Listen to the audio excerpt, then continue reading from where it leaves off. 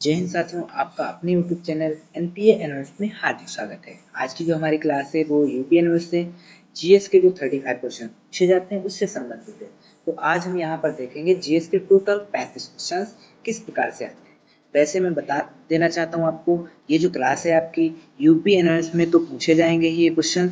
उसके बाद जो कोई श्रेष्ठा की तैयारी कर रहा है ना, उसके लिए भी मोस्ट इम्पोर्टेंट है। अगर हम देखें अटल आवासीय योजना, उसके लिए भी मोस्ट इम्पोर्टेंट होने वाली है, और अतुल महेश्वरी वाले बच्चों के लिए भी मोस्ट इम्पोर्टेंट ये क्लास होने वाली है। तो सबसे पहला अगर हम क्वेश्चन बात करें पहले क्वेश्चन की, तो कह रहा है सिंधु घाटी की सभ्यता थी। तो भाई सिंधु घाटी की सभ्यता कैसी थी भाई? नगरीय थी। कैसी थी? नगरीय। तो सिंधु घाटी की सभ्यता कैसी थी भाई? नगरीय। दूसरा क्वेश्चन देखेंगे, अगला क्वेश्चन क्या कह रहा है। अगला क्वेश्चन आपका है गौतम बुद्ध का जन्म कहाँ हुआ था? तो गौतम बुद्ध जी का जन्म हुआ था लुम्बिनी, नेपाल में हुआ था। कहाँ हुआ था भाई? लुम्बिनी। ऑप्शन नंबर सी बिल्कुल ये हमारा सही जवाब हो जाएगा। अगला क्वेश्चन है मध्यकालीन भारत की प्रथम महिला शासिका कौन थी? तो इस क्वेश्चन को भाई कौन नहीं जानता है? ऑप्शन नंबर डी बिल्कुल ही सही हो जाएगा, रजिया सुल्तान। कौन हो जाएगा? रजिया सुल्तान। अगला क्वेश्चन देखेंगे भाई, क्वेश्चन नंबर 4। क्वेश्चन नंबर 4 क्या कह रहा है? कपास की खेती के लिए सबसे उपयुक्त मिट्टी कौन सी है? तो कपास की खेती के लिए सबसे उपयुक्त मिट्टी काली मिट्टी होती है भाई। काली मृदा कहें या काली मिट्टी कहें। अगला क्वेश्चन, क्वेश्चन नंबर 5 पे देखेंगे, भारतीय संविधान बनने में कितना समय लगा? यदि आप ये नहीं जानते तो समझ लीजिए भाई आप कुछ नहीं जानते कि भारत का संविधान बनने में कितना समय लगा। बच्चे जानते हैं कि 2 वर्ष 11 माह 18 दिन का समय लगा था भाई। ऑप्शन नंबर ए बिल्कुल ही हमारा सही जवाब हो जाना चाहिए। अगला क्वेश्चन है निम्नांकित में कौन खरीफ की फसल है? तो भाई खरीफ की फसल कौन सी है इसमें? तो भाई धान जो है वो खरीफ की फसल में आता है, बाकी जो है वो रबी की फसल में आते हैं। क्लियर है? अगला क्वेश्चन देखते हैं भाई, क्वेश्चन नंबर 7। उत्तर प्रदेश में किस प्रकार के वन पाए जाते हैं? तो उत्तर प्रदेश में जो वन पाए जाते हैं भाई, वैसे तो उष्णकटिबंधीय अर्ध सदाबहार वन पाए जाते हैं और मानसूनी वन भी पाए जाते हैं। तो यहाँ पर क्या हो जाएगा भाई? मानसूनी वन। ऑप्शन नंबर बी बिल्कुल ही हमारा सही जवाब होगा। पूर्ण रूप से मानसूनी भी नहीं होते हैं, पूर्ण रूप से वो सदाबहार भी नहीं होते हैं, उष्णकटिबंधीय टाइप से होते हैं, राइट। तो मानसून इसका सही जवाब हो जाएगा। अगला क्वेश्चन है क्वेश्चन नंबर 8। राष्ट्रपति का निर्वाचन होता है, तो भाई राष्ट्रपति का निर्वाचन कितने सालों के लिए होता है भाई? 5 वर्ष के लिए होता है, जो कि हमारे इस टाइम प्रेजेंट टाइम में राष्ट्रपति कौन है? द्रौपदी मुर्मू जी हैं। ठीक है, अगला क्वेश्चन देखते हैं भाई, क्वेश्चन नंबर 9। विश्व में कितने महाद्वीप हैं? भाई विश्व में कितने महाद्वीप हैं ये कौन नहीं जानता होगा? ऑप्शन नंबर डी 7 महाद्वीप हैं टोटल। कितने महाद्वीप हैं भाई?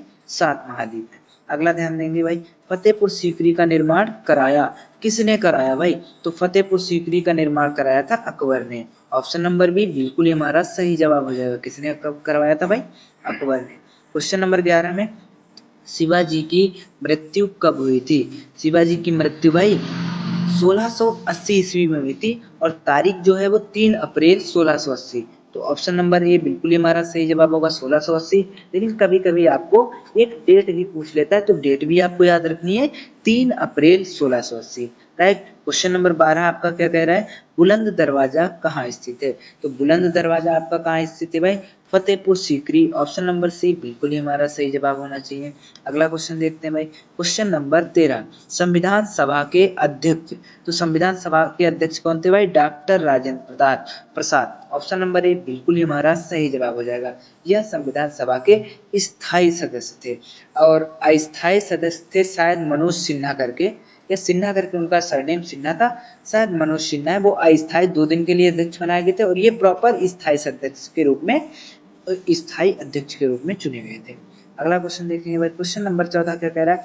लोकसभा का कार्यकाल होता है, तो लोकसभा का कार्यकाल कितने वर्षों के लिए होता है? 5 वर्षों के लिए होता है। ऑप्शन नंबर ए बिल्कुल ही हमारा सही जवाब हो जाना चाहिए। अगला क्वेश्चन देखेंगे, question number 15। Question number 15, Uttar Pradesh Vidhan Parishad की सदस्य संख्या, मतलब उत्तर प्रदेश में जो है विधान परिषद की टोटल कितनी सीटें होती हैं भाई? 100 होती हैं। कितनी सीटें होती हैं भाई? 100 होती हैं। तो ऑप्शन नंबर बी बिल्कुल ही हमारा सही जवाब हो जाना चाहिए। अगला क्वेश्चन देखेंगे भाई, क्वेश्चन नंबर 16। पृथ्वी की आंतरिक शक्ति से होता है, तो पृथ्वी की जो आंतरिक शक्ति से होता है ना, उससे उत्पन्न होने वाले एक मेरे अकॉर्डिंग ज्वालामुखी होता है, भूकंप आते हैं, ये सभी पृथ्वी की आंतरिक शक्ति के द्वारा ही उत्पन्न होता है। तो यहाँ पर क्या है, भूकंप है, तो भूकंप बिल्कुल ही हमारा सही जवाब हो जाना चाहिए, ऑप्शन नंबर डी। अगला क्वेश्चन देखते हैं भाई, क्वेश्चन नंबर 17।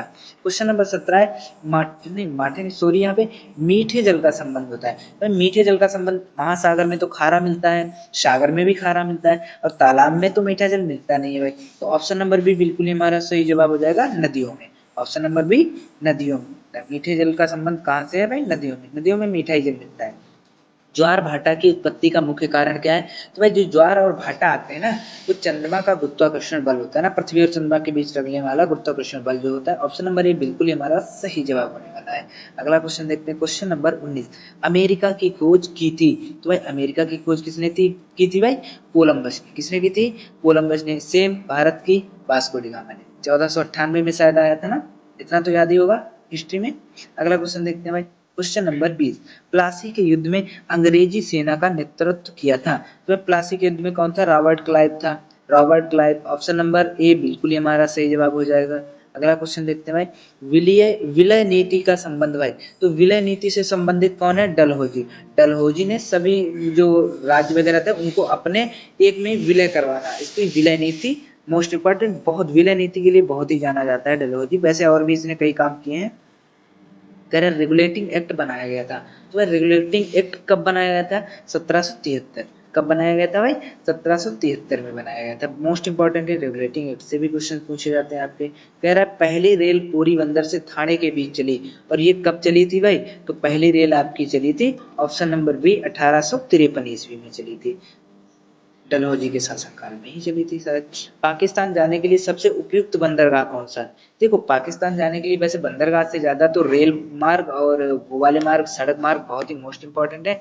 लेकिन अगर बंदरगाह की बात करें तो कांडला बंदरगाह मोस्ट इंपॉर्टेंट है। कांडला बंदरगाह से बहुत ही आसानी से आप लोग जा सकते हैं। ब्रह्म समाज की स्थापना की थी, तो भाई ब्रह्म समाज की स्थापना कौन नहीं जानता है, राजा राममोहन राय जी ने की थी। ब्रह्म समाज की स्थापना किसने की थी, राजा राममोहन राय जी ने। वंदे मातरम गीत के रचयिता कौन है, तो वह वंदे मातरम गीत, इतना सिंपल सवाल, Bankim Chandra Chatterjee. Option number C बिल्कुल ही हमारा सही जवाब हो जाना चाहिए। अगला क्वेश्चन है क्वेश्चन नंबर 27। फॉरवर्ड ब्लॉक का संबंध है, तो वह फॉरवर्ड ब्लॉक, अभी कल वाले पीडीएफ में भी हमने देखा था कि फॉरवर्ड ब्लॉक का संबंध किससे भाई, सुभाष चंद्र बोस। शायद परसों फर्स्ट पीडीएफ में हमने देखा था सुभाष चंद्र बोस से फॉरवर्ड ब्लॉक से क्वेश्चन आया था। मोस्ट इंपॉर्टेंट है क्योंकि रिपीट भी क्वेश्चंस हो रहे हैं। निम्नलिखित में कौन संचार का साधन नहीं है, देखो रेडियो संचार का साधन है, इंटरनेट संचार, टीवी संचार, हेलीकॉप्टर इज नॉट, भाई हेलीकॉप्टर संचार का साधन नहीं है। तो 28 का क्या हो जाएगा, सी हो जाना चाहिए भाई। अगला देखते हैं, तेरा भूमिगत जल द्वारा निर्मित आकृति क्या कहलाती है, तो भूमिगत जल द्वारा निर्मित आकृति जो कहलाती है वो इस स्टेलेक्टाइट कहलाती है, स्टेलेक्टाइट। ऑप्शन नंबर ए बिल्कुल ही हमारा सही जवाब हो जाना चाहिए। अगला क्वेश्चन कह रहा है भाई, उत्तर प्रदेश में स्थित राष्ट्रीय उद्यान, दुधवा नेशनल राष्ट्रीय उद्यान मोस्ट इंपॉर्टेंट है, हमारे लखीमपुर खीरी में है भाई। ये तो हमारे लखीमपुर खीरी में है, और बहुत ही आसानी से आप लोग जा भी सकते हैं, मैं तो अभी अभी गया था वैसे। ठीक है, अगला क्वेश्चन देखते हैं भाई। अगला क्वेश्चन आपका क्या हो जाना चाहिए, क्वेश्चन नंबर 31। कर्क रेखा के दक्षिण का भारतीय भाग किस कटिबंध में आता है, तो भाई कर्क रेखा का जो दक्षिण भाग है वो उष्ण कटिबंधित से समझ में आता है ना। उष्ण कटिबंध क्षेत्र जो होता है ना, उसमें मतलब दक्षिण का, कर्क रेखा के दक्षिण का भारतीय भाग क्या कहलाता है, उष्ण कटिबंध। ठीक है, अगला क्वेश्चन देखते हैं, क्वेश्चन नंबर 32। विश्व की सबसे लंबी नदी, तो विश्व की सबसे लंबी नदी कौन सी है भाई, नील नदी है।